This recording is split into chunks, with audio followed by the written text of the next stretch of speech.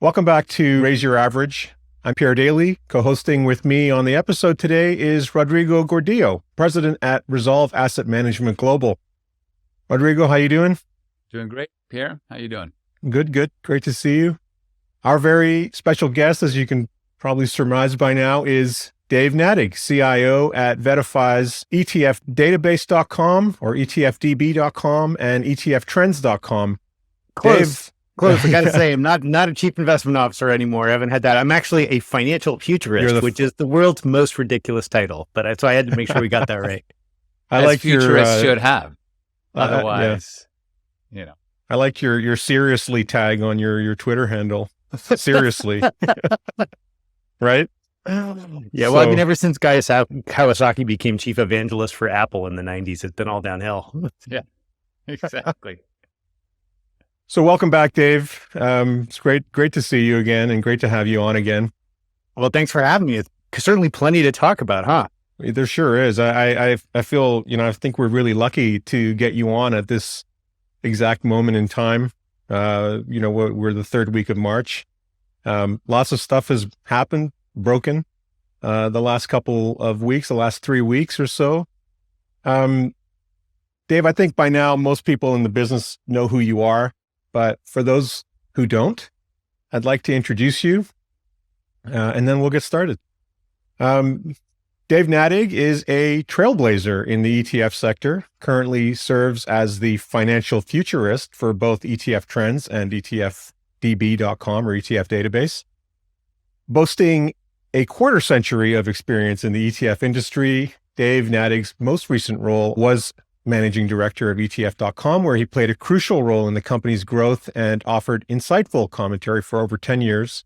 And prior to that, he managed mutual funds at the emerging company MetaMarkets.com and held a managing director position at Barclays Global Investors during the 90s.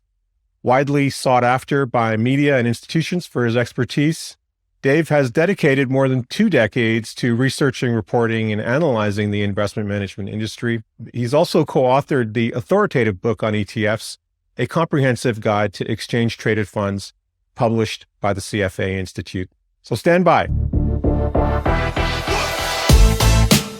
The views and opinions expressed in this broadcast are those of the individual guests and do not necessarily reflect the official policy or position of AdvisorAnalyst.com or of our guests. This broadcast is meant to be for informational purposes only. Nothing discussed in this broadcast is intended to be considered as advice.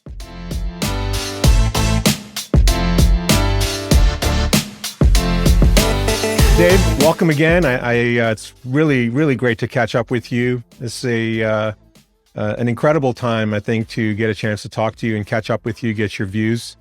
I thought for our conversation today, and I know Rodrigo's got some questions and subject matter that he wants to bring up with you, but I thought it would be great for you to weigh in on the topic of the future of finance, the roundtable dialogue you led at the most recent exchange conference in Miami, about a month ago?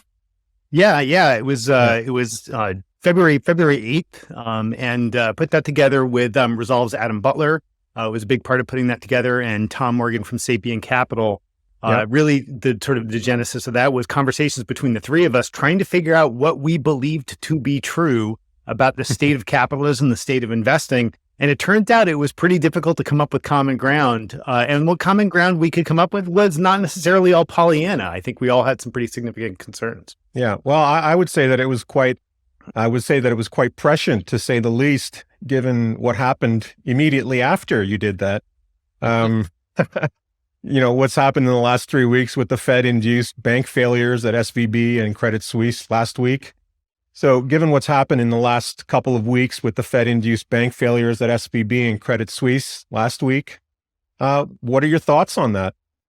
Yeah, I think it's not surprising something broke. I'm not going to say I was a genius and called any of these individual things that broke, but I think many of us had this sneaking suspicion that we were going to break something because we were trying to change the operating system of capitalism in real time, on the fly, ever since really the start of the pandemic. And you could argue really ever since the GFC. And we all knew that something was going to break. What I think the panel, we really tried to articulate this sense that we live in a big, complex world. And we have a lot of things that we know are broken, that we know are problems, whether it's wealth inequality, whether it's capital formation, you name it. We have more than enough crises to go around. Pick your favorite one. But what we really do now understand is that all of them are interconnected. And that's where this term polycrisis comes from that tends to get beaten around quite a bit. And the idea there is that we have too many things that we could possibly model to keep track of. And therefore, what does a financial advisor do? What is somebody whose job it is to pay attention to where value and power in the economy are moving around? What is their job when faced with that level of uncertainty, the kind of uncertainty that blows up a Credit Suisse overnight?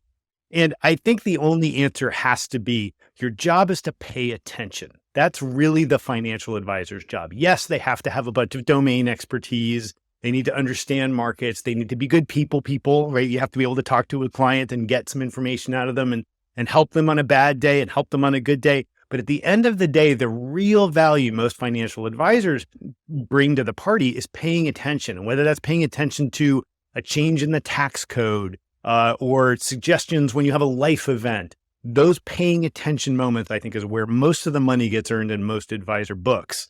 And that's really what we just saw.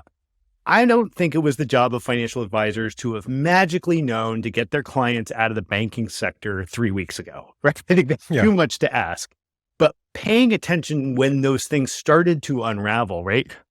Having the sleepless nights when Silicon Valley Bank is going under and trying to understand it, not to be an instant expert, but simply to be there for your clients when they call in so you have some context that frankly, they don't have time for and that they are paying you for. So I think we've seen in very much a sort of real-time laboratory experiment how the value of a great financial advisor matters. Not because you necessarily positioned perfectly for this or that micro movement over the last 3 weeks, but because the kind of conversations we're having right now about what does it mean for cash? What does it mean for the bond market? How do we think about capital formation? Do we have to worry about, a moral hazard and too big to fail? Those are important conversations, even if you're not a policymaker, because they change how you think about your investment portfolio and the kind of actions you're going to take going forward. So when you say, Dave, that you need to pay attention, really it's pay attention to be able to connect more on a human level with your clients. I mean, you haven't said anything about the portfolio construction. You're merely talking about make sure that you understand what's going on so that you can get them to stick to whatever plan you have in an educated manner. Is that basically what absolutely. Look, certainly there are financial advisors out there who had wealthy clients who had $2 million bank balances at SVB. They had a very different weekend than the rest of us did, right? Because they had legitimate things. Their clients were calling them thinking they had lost $1.5 million or $1.75 million that wasn't insured. Everybody who was outside of that looked at that, and I don't think a single rational human being in the United States thought that SVB retail depositors were going to get wiped out. We all knew that was not going to be the end case. The capitalist system is very good at protecting the capitalist system, so it always rides to the rescue to protect its own. It's exactly what happened. But being able to have that conversation on Monday morning or send out that note Monday morning to your whole client list saying, hey, by the way, we took a quick look at our portfolio. Our maximum exposure to financials is 3%. We have no direct exposure to SVB. We own some broad ETFs that have 10 basis point exposure to Credit Suisse. And here's our basic positioning. Hasn't really changed. We're looking at cash alternatives. To be able to write that note and have that good experience with a client does not require you to be a banking expert. It requires you to pay attention and know how to write the note. Right. Look, I got to say that it's certainly what people need. And in this complex world where you can't really figure out all the unique intricacies of every aspect, when it does happen, you need to dig down deep, get there fast, and find a way to communicate it. I'm going to take this just because this is something that's very acute that I'm feeling right now with the new marketing rules in the U.S. That's become a hell of a lot more difficult for advisors to pay attention and then provide context for clients fast enough for them to receive the information on hand. So, I'm just curious what do you think about the new marketing rules and whether that's generally helping or hindering the ecosystem? For the most part, Look, I don't think there's anything written in the rules that is magically awful and is by itself. Like, there's nothing written where I can say, aha, that is evil and should be excised. This is just this cascade of unintended consequences that's leading to a hyper compliance culture, particularly in the US investment market, where you can point to any individual part of that hyper compliance culture and say, I understand why that's there. You go look at FINRA's enforcement log for the last quarter. It's full of stuff that violated the marketing rule. People out there promising 5,000% performance for 8 weeks in a row with bogus charts. I mean, really egregious violations. So the rules exist because there are, in fact, either the bad actors on the fringe or more often just the incompetent actors on the fringe who don't bother to do things like update a prospectus for 8 years or something like that. And these rules are designed to have some teeth to go after those genuine bad actors. But guys like you, guys like, frankly, almost everybody in the ETF industry I know, and most advisors are looking at these rules, and their compliance departments or lawyers or co-partners in their small firm come to the conclusion, well, I guess we shouldn't say anything about anything. And I understand how you get there. Now, I think the reality is we haven't seen any advisor or any fund sort of sued out of existence because they came out after a big event and said, hey, by the way, here's our take on what's going on. When we see those enforcement actions, it's because then there's something like, and we have the perfect strategy to make you $1 billion. And then that guy gets fined. Yeah. So I feel your pain, but it's very hard for me to look at the actual rules and figure out which one you should cross off the list, which is a really, but it really does. You know what? It really does speak to the complexity that we're talking about. These systems systems upon systems upon systems that are trying to, either create brand new ways of looking at things or patch up the problems with the old systems that create a more complex environment where, as an advisor, you kind of have to navigate that and use your own judgment, right? One of the things you said is, are the regulators going to look at that piece and actually fine you for that? That's a question you have to ask yourself. What's more important, right? Is it communicating and doing the right thing in the right manner for your clients in a way that's compliant in the grand scheme of things, in the spirit of the law, rather than being so nitpicky that your choice is to not communicate at all, which we're seeing a lot of, right? But what you described, Dave, is actually pretty much the Canadian landscape. I mean, Canadian advisors have had, basically been handcuffed forever as far as what they can say in their marketing, but they're not handcuffed from, writing a communicate to clients, writing a note to clients explaining, what's happened, what their exposure is. It's not about returns. It's about, putting your client's mind at rest, being able to interpret the events and put something down in writing that clients can read and say, oh, okay, it's not as bad as I, spent the last 3 sleepless nights thinking.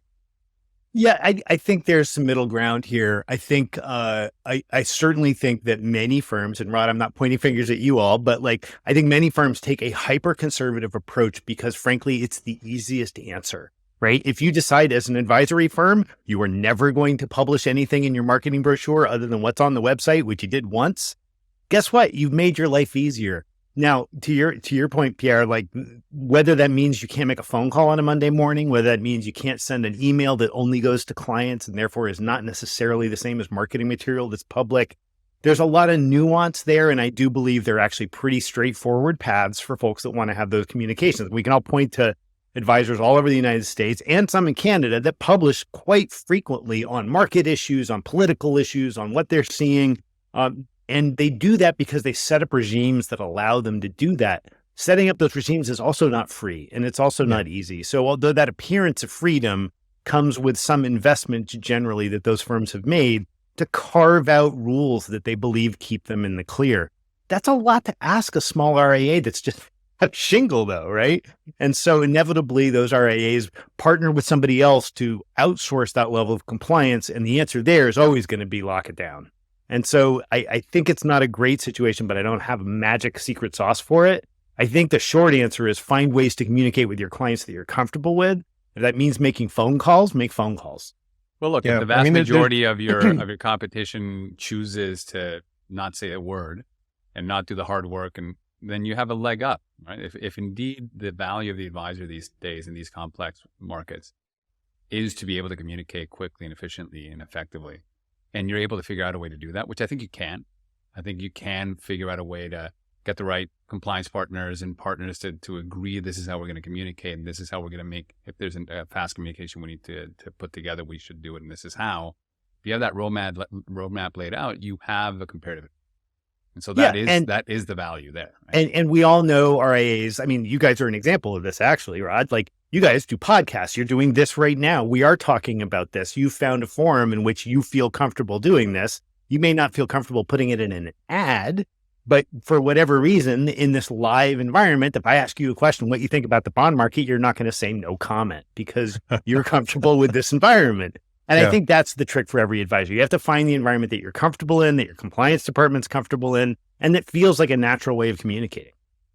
Yeah. I mean, I think for advisors, it's, if they're in a situation like we are right now, having a recorded conversation, you can turn around and say, well, I can't answer that question, but I will put it this way. Let me put it to you another way. But it's been quite a debate, hasn't there? I mean, the last week about, the blame game and responsibility.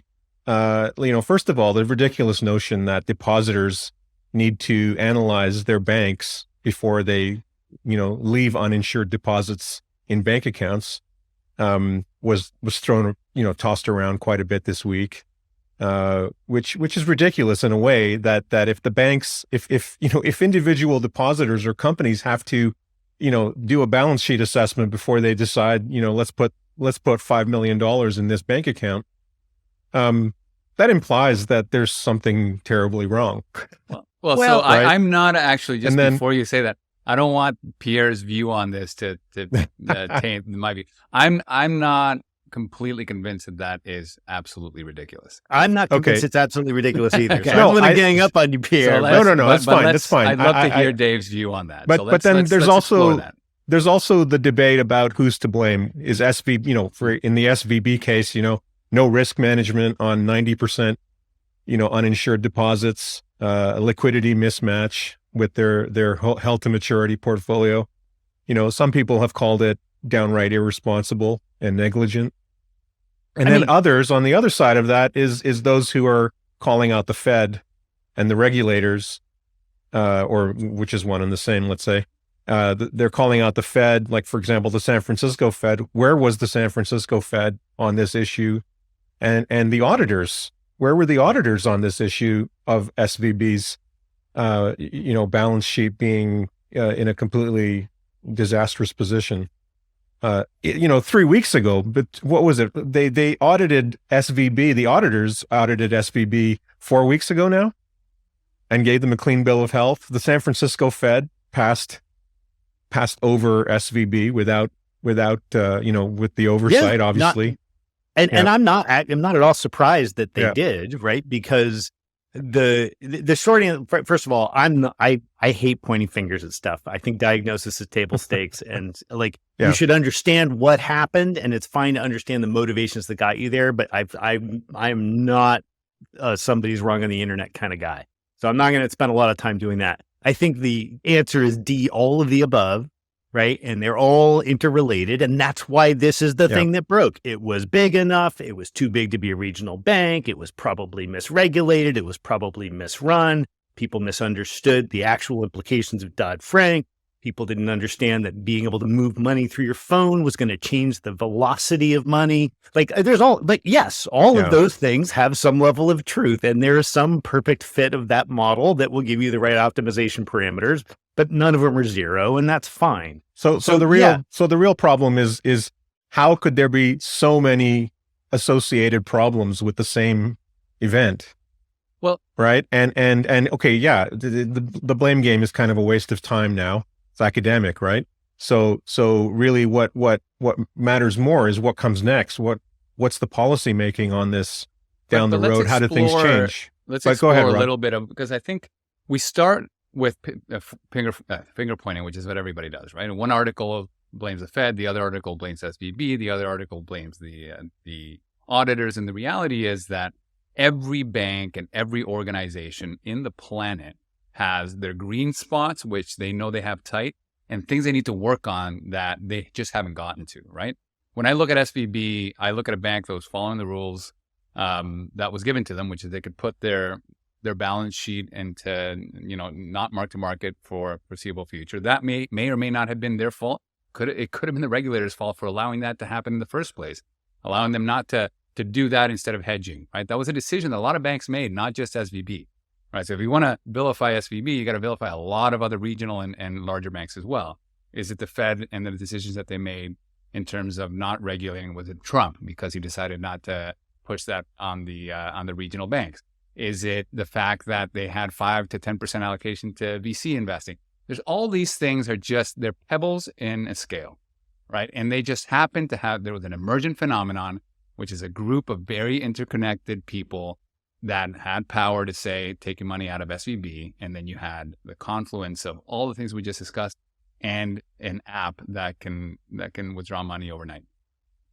And you had the fastest bank run in the history of the planet. And maybe if SVB didn't have a digital app that could enable that kind of run, maybe it would have taken longer or would never happened. But this is a systemic issue. And I think dwelling on SVB or Citibank or Credit Suisse or anybody else is sort of pointless. The systemic issue here is actually much simpler. Like fractional reserve banking is built on the idea of legalized asset and liability mismatching. That's the whole point of it, right? Short-term deposits, long-term loans. We learned this in 5th grade, right? So it's really basic. The problem is that works when you assume that you can control time. And we can't control time anymore because everybody can move everything instantly. It used to be an enormous pain in the neck to move $250,000 from bank A to point B. It's not anymore. So we removed all of this friction, very good for society, very good for people, great for cost. And now we're starting to discover where some of the problems are when you remove all of the friction from money and you allow this legalized asset liability mismatch we call the banking system. So what's going to happen? Well, we're going to tighten all that stuff back up because people are going to realize you can't count on people never asking for their money back anymore.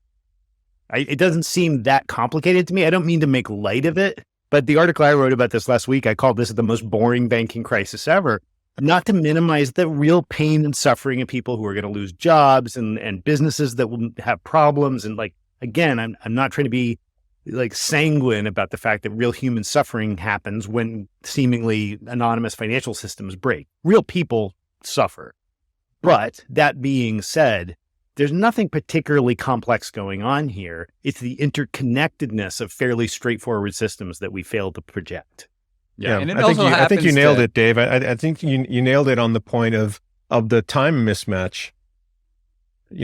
There's not just a mismatch in liquidity, there's a mismatch in time. The fact that depositors can rip their assets out of, their savings out of bank accounts in seconds, is a mismatch against what's in the portfolio that's supposed to be there for the sake of liquidity, right? I mean, ironically, anybody who's been playing around in crypto for the last couple of years knows all about this because this kind of flood and run behavior with capital just ballooned and destroyed crypto projects on a daily basis 2 years ago.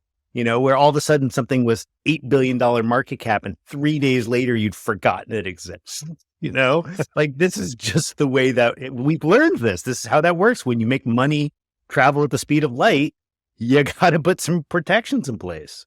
Yeah. And it could have been as easy as, okay, X amount has come out in a short period of time. Breaker. Hey, Fed, we're going to get 5 times to 10 times more in the next hour. Can you help us out? If we would have extended this out to 3 working days, I don't think SVB goes under the way it did. Oh, I think if it started on a Monday instead of on a Thursday, I think, I think it would have made all the difference. Yeah. And look, it's also the interesting part about the knock-on effects have been, I think people have woken up from the matrix, right? You have the Treasury Department at each individual company that deposits their money there wake up to the fact that maybe they could have gotten 400 basis points more elsewhere than they did putting all their money, right? They were caught sleeping maybe, right? And again, that's because everybody's busy running a business. Or they were caught in SVB's terms and conditions. Terms and conditions. My old VC-backed firm in the late 90s, early 2000s was an SVB customer. And we had our, all the same venture capitalists and lawyers and everybody else did on Sand Hill Road. And we all signed the same covenants, which said we did all of our banking with SVB in return for them being our liquidity provider when we needed cash. Everybody signs that deal at every VC, frankly, at every bank in the world. You can't go to your local bank and ask for a loan and not sign a thing saying, which is fine. And you need that for the float. I think a lot of people, and I know a lot of people, kept more than what they needed there because why not? It's a big bank. It's the 13th largest bank. It's fairly safe. It hasn't been a bank run in the next amount of years. But what you're seeing in the aftermath is the world waking up to the fact that they can, what they don't need for payroll, they can buy a money market fund or a T-bill and get that much more return. And this is like when people start pointing fingers, the one thing where I have to sometimes just scratch my head a little bit is like, you can still to this day go to the Silicon Valley Bank website and click on corporate banking, and cash sweep is the second item in the dang menu. Like, this is not rocket science. We invented this in the 80s. No, but it's I guess, it could have been a lag of people getting no rates anywhere anyway, that there wasn't a process in most of these companies' treasuries to do that type of sweep, right? That they just completely forgot about it. Who knows? But I think the general waking up of that has meant that even more, even when you're doing that, you're taking money out of the deposit from SVB and putting it somewhere else, right? Like it's a security versus having cash on hand. So you can keep it safe, and it'll still affect. It would still be a withdrawal from SVB. Don't we all do this with our bank accounts? I hope everybody listening to this does this with their personal bank account. They do now. You keep some level of liquidity because, I want to have a couple months sitting there. I'm going to be able to write a big check if something bad happens, and anything extra goes into a different account. Literally every human being I know living a sort of middle-class life and above understands that there is liquid money that doesn't sit in their bank account. Usually it gets rotated off to Schwab or something like that. Right. Yeah. I think they're starting to do a lot more now than they were 3 weeks ago. But Dave, let's which goes to your complete refuting of what I said. Well, look, it's easy, right? Because there are a lot of villains in this space. Whenever any story breaks, there's a lot of good characters, and there's a lot of easy things that, could have gone right. And we haven't even mentioned Sam Bankman-Fried once, the power of narrative capture, right? We haven't even talked about how quickly that turned around, right? But it is an important thing to remember that broadly speaking, people are good, and companies are trying to do their best. And there are things that they're really, really good at, and there are things that they know they need to get to.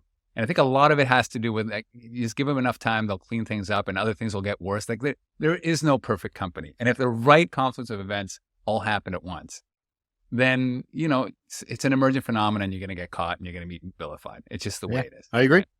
But, all of this about speed actually brings me to the next topic, which is, I remember talking and playing with ChatGPT a few months ago. Nobody cared about it. I remember watching a video on Real Vision TV about it and being like, oh my God, this is going to be a real thing someday. And even in this video, in December of 2022, they were saying, you'll see this explode maybe in the next 12 to 18. Mm-hmm. And then what happened in January and February? What an amazing explosion of advancement for the human race. What are your thoughts on the speed of this and what its effects to humanity, the financial world, advisors, general help for society? What are your thoughts on the speed of this crazy vibe check on AI? Here's my vibe check on AI. So I got a piece going up either today or tomorrow when we're recording this on exactly this. First of all, this is yet another thing where everybody on the internet's going to pretend to be an expert overnight. I try never ever to do that. I have spent the last 6 to 10 months in an AI rabbit hole, which led me down to all sorts of deficiencies in my own learning and made me relearn a bunch of math and dig into quantum computing, and because all these things end up overlapping. But the long and short answer of it is, I think we massively overestimate the short-term impacts of things, and we really underestimate the long-term impacts of things. I don't think that what we see now live in the field, Mid-Journey image generation, the deep fake technology we're seeing, making fakey easy videos, or ChatGPT, I don't think any of those things is actually the end of the world for creators. That's a big myth that I think people are really leaning into right now. I feel like we've seen this rodeo so many times.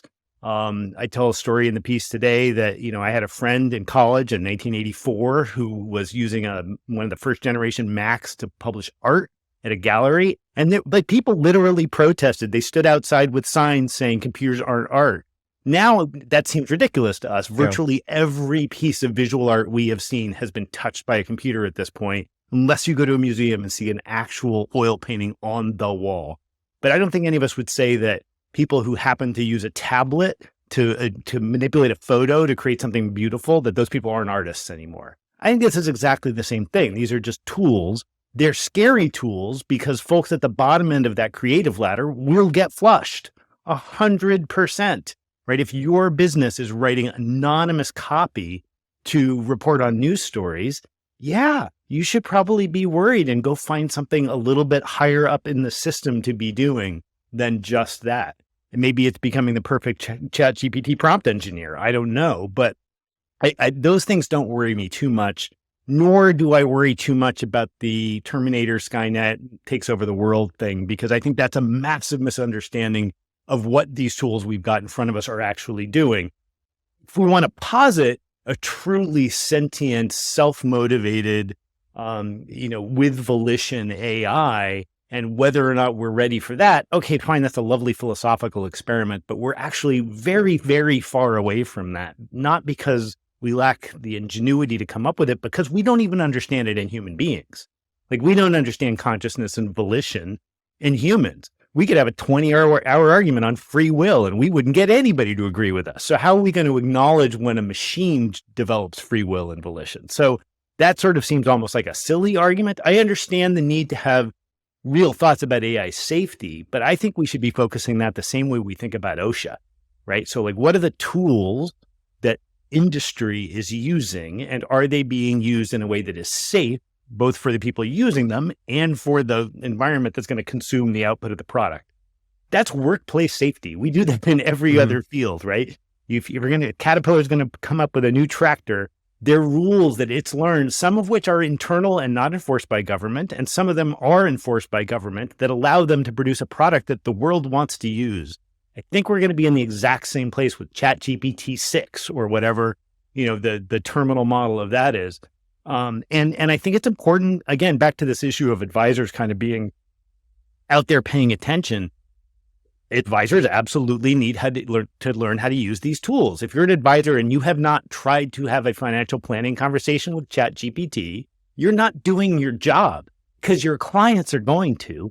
And then they're going to turn around and say, well, I just went to ChatGPT and gave it all of my income and information and told it when I want to retire and told them my risk tolerance. And they gave me a pretty decent portfolio and told me to pay down my mortgage. Same thing you told me. Well, guess what? That's not the ChatGPT becoming an advisor. That's you were a terrible advisor if that's what your client thinks they're getting from you, right? Yeah. You should be fired if that's really what the client thinks your value is. So these things are developing so quickly and in real time, and they are going to disintermediate big chunks of financial services workflows. They already are. And so that shouldn't make you scared. That should make you excited, because it means if you are early enough, and early enough could be 2 years from now at this rate, because we adopt tech slow in this business, learn it early and you've got a force multiplier. I've been using ChatGPT as effectively as a virtual assistant for the last 2 months. It's changed my life. 100%. Same Absolutely. Here. It's been, so paying attention is the key, the operative word. I remember having a similar argument with crypto with advisors where they're like, well, we wouldn't touch it with a 10-foot pole. As soon as a client brings it up, I immediately shut it down and tell them they shouldn't do it. And the answer to that is, well, you just don't want to learn it. You're not paying attention, and your clients are going to go and blow themselves up on their own, and they're going to take a lot of their money with them, right? So what you actually need to do is go deep, understand it, and provide them a risk-based allocation that is going to keep them entertained and not going to blow them up, where you can control the dialogue and keep them informed, right? I know a lot of advisors who went hard on crypto who have gained clients during crypto winter, not because, they magically made money when everybody else lost it, but because they were working with clients well enough to be able to say, hey, you want to do crypto? Great. We're going to put it at this regulated exchange. We're going to get this basket of currencies and projects, and at 2% of your portfolio and we're marking it to zero every time we think about it. Yeah. And so consequently, when what's happened in the last couple of months has happened, they were some of the first ones buying back in, right? And there was opportunity with something as 100, 150 vol, and you got 2 or 3 years of making 100%, 60%, and you're rebalancing that out. You made your money. The rest is house money, right? So the point being that putting your head in the sand like an ostrich is not going to help, right? And ChatGPT is overwhelming. ChatGPT and everything, all the DALL-E and I can't remember the other Midjourney, Stable Diffusion. I remember talking about with my designer. I'm like, have you looked into Midjourney? We could create some wonderful things here. And he was like, well, are you looking to replace me with Midjourney? Serious conversation. I'm like, no, I don't have time. I actually went through 20 minutes of a video with a professional designer that had dominated Midjourney and how to prompt him the right way. I tried to create the same image he did. Not even close. Not possible. It looked like a totally morphed picture with different color eyes. It looked like a dolly painting rather than an actual design that mattered. You need people to be able to express themselves in their own language, the way to prompt them correctly as a designer to make those images. Of course, he goes on, has a weekend that's one of the wildest weekends of his life and comes back with better designs than he's ever. Right. Yeah. But you had to kind of people just don't like change. You have to push them into it. And advisors in that communication, that Friday communication, maybe they're not writers. Most advisors are not. They're good speakers. They may not have spent their lives writing. Write 5 bullet points and say, write this in a grammatically correct output. You get a nice little pod. I just think it just unlocks creativity. It's really, there's so many things that you couldn't possibly have thought about yourself that are in that knowledge base, in that large language model, that all you have to do is ask. And then suddenly, maybe you thought of 2 of 5 things for a particular topic of discussion, but 3 more things came up in the response from ChatGPT. And all of a sudden now your world is opened up into, wow, I only had 2 ideas in my own thoughts that I could turn to, but now I've got 5, or now I've got 10. Now I've got a listicle that I can, now I've got something I can actually work from. Yeah. So there's going to be a million of those examples, right? Whether you're a dog walker and you're trying to find better routes, doesn't matter. Yeah. You're going to find ways to do it. But I think the important thing, again, as an advisor, if you're walking into this cold, tell yourself every time ChatGPT doesn't quote unquote know anything. What ChatGPT is a statistical model of salience connections between words. That's it. Now it can look at a lot of words at once. Latest model is about 8,000. But what that means is it doesn't go look something up.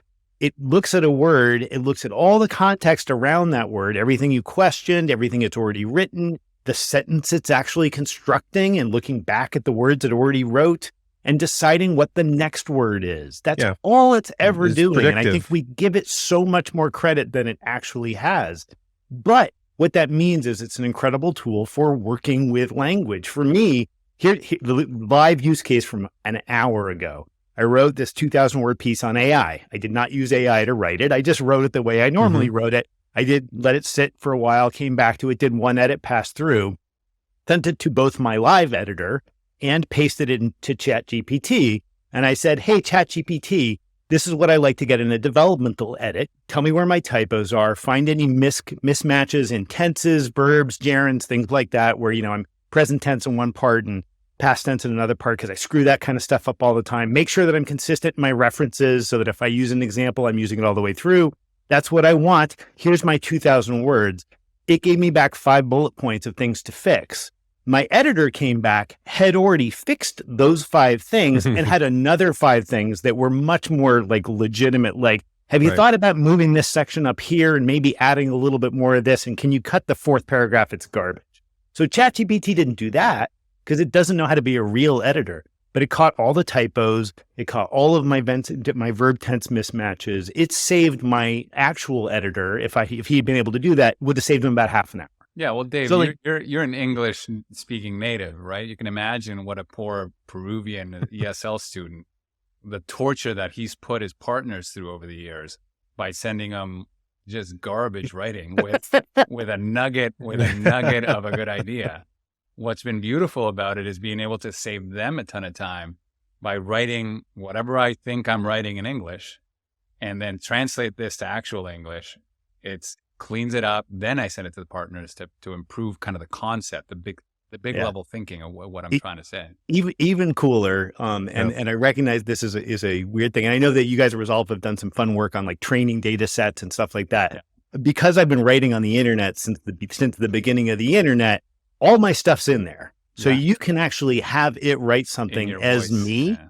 Awesome. And it will even go so far as to like I do common things, like I make pop culture references and everything is always from the 90s. And like all my music tastes are always the same. It will make recommendations for song lyrics to put into a piece of mine that are a good idea when I read them. That is so cool. And I did when the piece that I wrote last week, A Bear's Grasp, something with regard to managed futures and the emotional journey during a bear market.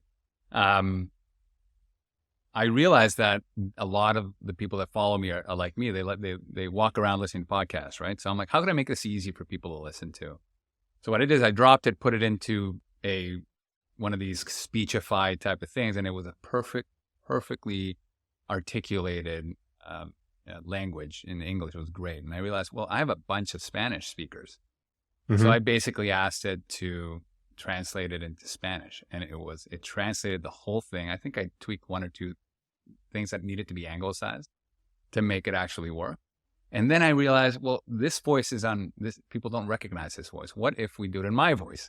So I went and I trained my voice for about half an hour and asked it to read it in my voice. It's uncanny. It's absolutely it's really crazy. So now my audience can listen, can read my stuff in my voice, and I don't have to spend. You've done this before, trying to record it perfectly. So over and over again. Perfectly articulated. And you could have gotten Kanye West to do it too, right? That's the cool thing. Is my speechify voice is Snoop Dogg. Yeah, exactly. You know, it really is. It's enthusiastic as we're all being about this, and I think that enthusiasm is warranted. I am terrified of the next election cycle. Oh, for sure. Like we thought we had a fake news problem before. Oh yeah. Well, have you seen those Trump images? Or the Pope with the puffy jacket, which everybody bought. Everybody thought it was like, well, that's sort of a silly jacket. No, it was fake, right? And we all fell for it, and we're going to keep falling for stuff. But I don't think that means that we're not going to trust anything anymore. I think what it means is we're going to start paying a lot of attention to provenance all of a sudden. People are going to care that Rod or Pierre wrote an article specifically. And so, nobody's going to care who wrote the, 200-word blurb telling you that, you can get food at the cafeteria on next Tuesday. Like that kind of stuff, those jobs are going to go away. But when you want an opinion about, you want a review of the latest album by somebody, or you want to hear whether or not the next Marvel movie is any good, or you want a book recommendation, or you want to get a restaurant recommendation, you're going to start caring a lot about who wrote that restaurant recommendation, because you're going to just assume if you can't see that person's name and find them, that it's fake. But I will always also say that in the last 5 to 10 years, we've ourselves, every one of us has fallen for it, especially in the beginning, right? You would just fall for it, and then you'd retweet it without ever thinking about it twice. 100%. When was the last time you just retweeted something just like under 5 seconds? Yeah, maybe we get better. Now, I think every one of us is like, wait, hold on. I'm actually going to get to the bottom of this, where I've been burned once too many times, right? Where you get caught with a fake. Where I think I think you mentioned in your piece, this idea of we're going to have to keep on talking to each other. We're going to have to keep communicating. We're going to have to keep understanding what tool that we have is. And we do, as human beings, tend to create guardrails ourselves, within our organizations, within government bodies, that helps steer us in the right direction over time. This is how we've survived this long, right? And I think we're already good at being like, that doesn't seem quite right. Is Donald Trump really running on the streets while getting arrested? Yeah. Let me get to the bottom of this. I actually had to do that, right? So I think that's all the thing, right? Not being stupid, not being hoodwinked. And hopefully we continue down that right path. I actually am very much an optimist with a view that I got to be a realist as well, that it is going to be tough. It is going to be complicated. People are going to get hurt. This election cycle is going to be complicated because I don't think we've learned enough. I don't think we have the guardrails in place yet. but eventually we will, and hopefully we'll start finding an equilibrium. But again, it just speaks to the importance of paying attention to the right thing. I think you're both right. I think it's going to force us to be far more diligent and spending way more time on verification than we're used to, because it's worth it. It's worthwhile. It becomes a worthwhile endeavor. And even when you're using something like ChatGPT to write something or to help you in writing, you're going to have to go through it and verify it as well, just because of the regenerative aspects as well, right? Oh yeah, it's a great liar. Yeah. Right? I mean, again, ChatGPT doesn't know anything, right? All it's doing is creating the semantic web of probability. And so it will, and I've seen it do this, it will generate fake URLs all day long. You say, give me a URL for a video on this, and it will give you one. Yeah. It doesn't go anywhere, and it never did, but it's giving you a likely answer based on other people asking similar questions before. So you do have to be careful about it.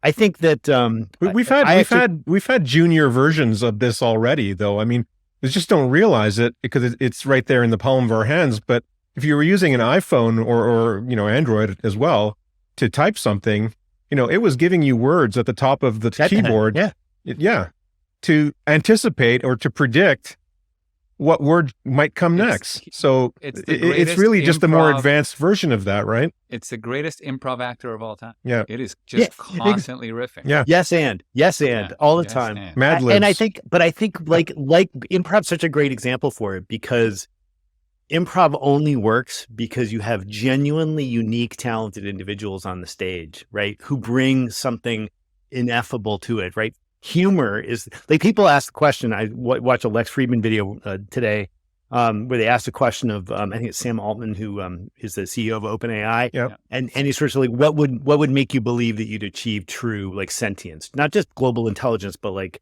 actual sentience, that this thing was actually conscious. And his answer was, if you didn't tell it anything about consciousness and then described the experience of being consciousness, and it said, "Oh, I totally get it," that would do it. And I was like, no, to me, it's totally humor, right? If you can feed an AI a bunch of things that have never been written before, and it correctly guesses which ones are going to be laughed at by a live audience, and then conversely put together a tight 10, then I will believe we have achieved actual sentience. And one of the things I've recognized about anyway, GPT-4 and other bots is that gets a lot of it right, but you're actually, if you are asking it tough questions about your area of expertise, you recognize how ignorant it can often be. It's a Dunning-Kruger machine and a Yale-Mann-Eaton machine. Exactly. So I think this is why I think a lot of people lose their jobs. But broadly speaking, the world isn't losing their jobs here. What it's going to do is it's going to empower people that have a particular area of expertise, help them communicate significantly better, create better pieces that are going to resonate with more people, and correct ChatGPT as it goes along and scratch things out. And this is actually, we spent a lot of time on the sort of generative creative aspects of this. From an economic and sort of human society standpoint, as much as that's the world I live in and love, it's sort of irrelevant for where this gets interesting. The plug-in integration they did with ChatGPT allowed, I don't know what you saw, it's Wolfram Alpha to create a direct connection. Yeah. Wolfram Alpha has become its own sort of artificial intelligence system for doing math and science, and it's particularly good at it. I spent a lot of time in it. And for folks who are like mathematicians, that is their job, Wolfram Alpha has become kind of like a math assistant. You can load in, a set of equations, and it'll calculate your derivatives and help you generate proofs and then help you graph your functions. And like, it's the world's best, a grad student working for you as an intern. Connecting that to ChatGPT now starts creating really interesting capabilities, because something like Wolfram Alpha has been designed to be true, right? It is designed to give you reliable, citable output that you could put into scientific papers and go test somewhere else, right? So its generation was designed with truth in mind, with usability for science in mind, which is the opposite of what ChatGPT is. You start marrying those things together, and you kind of can see how you create a feedback loop that just actually accelerates the development of knowledge. Yeah, and have you heard about Stability Yeah, exactly. AI? The company Stability AI, do you know about that? I mean, their mission is quite brilliant, actually, because there's a couple things that make it complicated when you have ChatGPT. Number one, it was supposed to be open source, but now it's owned by a big company. The whole purpose was you don't want a few players to own it. You want to be able to be open, at least guardrailed, and if not guardrailed, open to everybody so that they can compete and learn with the rest of the elites, right? Stability.ai has done two amazing things. Number one, it's been able to use compression technology so that you can grab the similar output or whatever knowledge base ChatGPT has, condense it into a 2 gig file that you can drop in the middle of Latin America or Africa to give people without internet access the exact same output that you would up until, when was it? September 21. Wow. That's fantastic. And so that is their mission being, you want to give, we're opening up Pandora's box, everybody's going to get the Pandora's box, and we're going to figure it out as we go along. The other thing specifically that they've done is language learning. When with 1 hour of working with the equivalent of their ChatGPT, in 18 months, small villages in Africa have learned the English language in a faster rate than any other chat. So these are the things that all of a sudden open up the learning capabilities of the world. And you can imagine, beyond just being more creative, actually undereducated areas of the world having access in the palm of their hands without internet access to all this knowledge that we have, and accelerating their kind of emergence into this world. That's an amazing thing. So anyway, a lot of good stuff, a lot of scary stuff for sure. But again, I'm with you, Dave, that we're gonna keep on talking, and we're gonna keep on navigating it, and we're gonna figure it out as we go along, for sure. And hope nothing explodes. But again, if you're worried about your, I think I'm them browning telling out. you, what's that? Are we back? I'm still here. I could hear Ryan. I could hear you. I think it was you, Pierre. I was just saying that if you think as an advisor that this is going to make you obsolete, it can if you don't pay attention. But I think it'll empower most advisors. You got to stay ahead of it. You have to, or at least keep up with it, so that you're aware of where you stand. Yeah. And I also, look, I talk to advisors all day, and, most of what I hear from advisors is, I talk to my clients because I talk to my clients. Like, they call me and we talk. And it's not that everything is a portfolio review. Their best clients, generally their wealthiest clients that they have the best hooks on, are the ones who are going to call them on Tuesday at 3:00 while they're driving home from work, being like, hey, what do you think about this stability AI thing? Mm-hmm. And all of a sudden they're in a half-hour conversation with their $100 million client about something that they don't know anything about. I hear that story almost daily from financial advisors, the ones who are really on the street working with clients, Yeah, but when you have a happy client who thinks that you're their ultimate sounding board, then you're doing your job. Exactly. You're fulfilling that role as an advisor. I think those are some of the most fruitful conversations you can have in any relationship, but especially, client to advisor. 100%. That you're the person they think of calling when they have a question about something, new or innovative or something they read. They're calling you because they think you're keeping up with this stuff as well. Right. They're not calling you because, for better or worse, my group of friends are mostly lawyers. And I remember every day I kept sending them Twitter storms about how their job was going to be obsolete in a matter of days. And it was all kind of menial stuff, right? And many back and forth, but one of my buddies says, look, if you think that I'm making the big bucks because of some chatbot that can give the right answer, you're out of your mind. I'm an overpaid therapist for my big clients that are getting sued for that. It is not about, it's not about getting the right answer. It's about somebody holding their hand and making sure that they feel protected by the people that they've, right? So these are all like the emotional and the connection and the relationship management. It continues to be the operative thing. It's not going to be, they can get better answers about how to create a portfolio. No, but it's going to save paralegals a lot of time writing briefs. For sure it is. Yeah. They can actually, bill for an hour and do 15 minutes of work, maybe. I asked ChatGPT yesterday, actually, to write a non-disclosure agreement, and it did it in, 15 seconds. Pretty good. Well, yeah, I didn't even have to fill in the blanks. I just had to say who the parties were, and then out it came, even at signing blocks at the end, everything, right? So you're not going to need help, with those standard sort of business documents, but you did definitely have to make sure, but even when it did produce it, that it's correct. This is the thing that drives me nuts, is because you read this story, like people post those stories like, look, I needed an NDA. It gave me one. Look, it passed the bar exam. It's like, if you were going to tell me you spent all this money designing a computer program, gave it the bar exam because it has every version that has ever been digitized in its semantic model, and it failed the bar exam, then they should never release this thing to the public because it has the answers, It has the entire U.S. legal code in its training database. Fantastic. Where I think one of the things that diffusion AI is kind of their niche area is going to be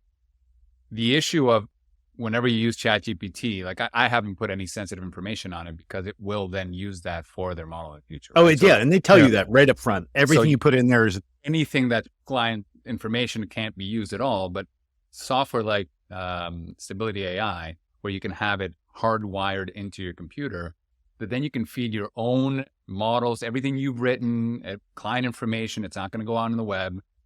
Specifically, even if you're running an asset management firm or a broker dealer, and you can empower advisors by saying, listen, you're about to write a piece. Okay, put it through this piece of software that has, just do all the disclaimers and everything that I need to clean up before it goes to compliance so you can get it approved fairly quickly without 20 back and forth. That's an empowerment. Like I can see now we can use this software, keep it private, make sure that we get all the disclaimers in every image and every picture and every word and every footnote, every reference in minutes, so that then the compliance department can just do checkbox. You're done in an hour, off to the races, right? So these are the things that I feel optimistic about in its use. And that'll, like you said, in this business, that'll take a couple of years, but it does seem like something to look forward to. Well, I think initially it's kind of overwhelming what's possible, and then figuring out what to do with it. Sure, there's definitely companies that have been like Wolfram, for example, that you mentioned, Dave, that have been, that have connected the new plugins to what they're doing, but they've been waiting for it. It's not like they didn't know what to do with it. It's like a hot potato now. These companies have been waiting for the plugins to become available, for the APIs to be accessible, for all of that stuff to happen. So as soon as it happens, they're chomping at the bit for it. It's not, but for the rest of us who aren't in the AI development world, figuring out what to do or how to make some use of it that's commercial, commercially viable as a business, is scalable. That's a whole other ballgame. And there's already people who are 10, 15 years ahead on that because that's all they've been doing for the last decade. And now that these tools and plugins and APIs are becoming available, they're ready to go to development, blueprint and make something of it. But for the rest of us, we sort of have to figure out what the best use of it is and how to make how to use it, how to leverage it. Agreed. Anyway, it's a fast moving world. It is indeed. Can't stay still. Awesome. All right, gentlemen. Thanks, Dave. Thanks so much.